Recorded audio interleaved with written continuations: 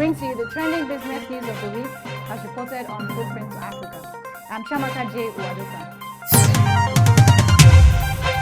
This week in Africa, youths in Ghana are encouraged to participate in the cocoa sector transformation. Marriott International breaks a 90-year-old tradition. Botswana seeks import of Nigerian tomatoes and garlic. And finally, this week, a Nigerian entrepreneur proffers solution to Africa's energy deficit. The Chief Executive Officer of Cocoa Bud has encouraged the youth to venture into cocoa production to sustain the national economy. He said the cocoa industry is a major contributor to the nation's GDP and could collapse if the youth do not venture into the cocoa industry. He also mentioned the free supply of hybrid seedlings, fertilizer distribution and cocoa mass spraying as other interventions to make the crop production attractive.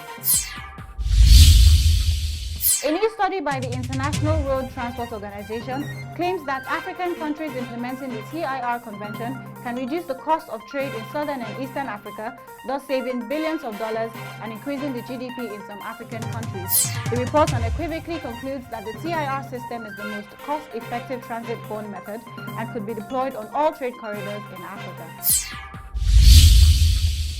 In an exclusive interview with Footprints Africa, David Olowoloba, the CEO of Chris-Jo Energy Ghana, stated that his company's goal is to add substantial value to the energy deficit facing the sub-Saharan African region by converting biomass and waste to energy. He said by doing this, his company would provide a sustainable energy solution that is available, clean, affordable, and competitive in the marketplace.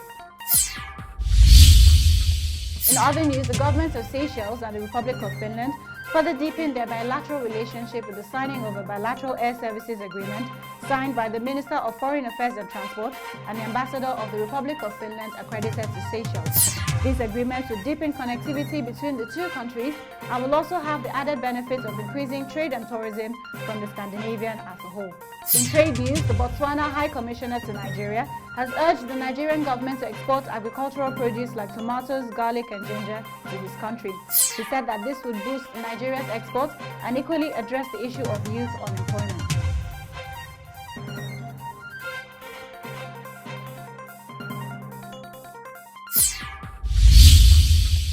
East Africa's online payment services Direct Pay Online Group, the DPO, has announced a merger with Paygate Limited, a leading South African online payments processor. With the merger, Paygate will support DPO's expansion across Africa through additional on-the-ground coverage. Both companies under the Direct Pay Online Group umbrella will accelerate the growth of online payments in Africa. According to the South African Department of Trade and Industry, Egypt and South Africa have signed a memorandum of understanding that will boost investment between the two countries. It is stated that this agreement is designed to conduct an effective and efficient program geared towards the promotion and facilitation of cooperation of investment activity within high value-added sectors. The Economic Commission for Africa and its partners recently launched a new publication which aims to take stock of Africa's performance on its Millennium Development Goals till date. Reflecting on the recent trends on the MDGs, the Executive Secretary of the Economic Commission for Africa, Carlos Lopez, called on member states to accelerate efforts to diversify their economies and add value to their primary commodities so as to expand decent employment opportunities for their population. Marriott International has brought its signature brand and world amenities to sub-Saharan Africa for the first time in its 90-year history with the opening of the Kigali Marriott Hotel in Rwanda's capital of Kigali.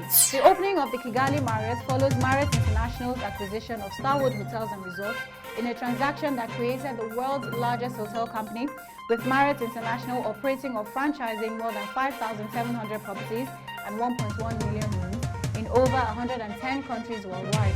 This doubles the brand's distribution in the Middle East and Africa. And finally this week, the African Union Commission, in collaboration with the New Partnership for Africa's Development, have held a technical validation meeting for a continental agribusiness strategy and also a framework, operational structure and implementation business plan for a continental African agribusiness apex body. Now, the apex body will be one of the implementation modalities for the agribusiness strategy, with a focus on stronger engagement for the private sector for agribusiness development on the continent. The main objective of the meeting is to discuss and validate the Continental Agribusiness Strategy and Implementation Plan and review the outcomes of the ongoing efforts of the development of the Continental Framework for the establishment of the private sector apex body. That wraps up this week's trending news. We'll be back with a recap of the story. Ghanaian youths urged to participate in cocoa sector transformation. A new study reveals how African countries can save billions of dollars in trade. Nigerian entrepreneur proffers interesting solution for off-grid electricity. Seychelles signs bilateral air services agreements with Finland.